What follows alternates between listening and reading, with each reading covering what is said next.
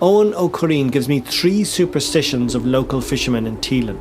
Ní má bádúr, ní chartí bád úr a chuithe chun Farraige den chidúir ar a níine.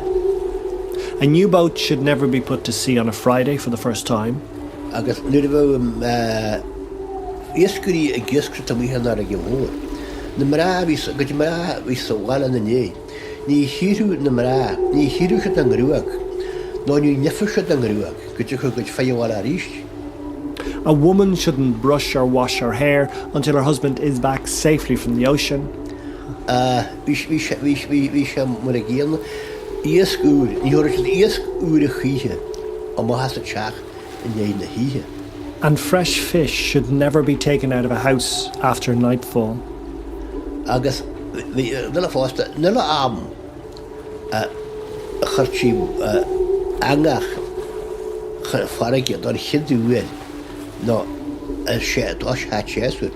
Bhú dóis a gcónaí deochar. One more. The first time you put a new net into the water, or even an old net at the beginning of the season, you have to swallow back a sip of poitín.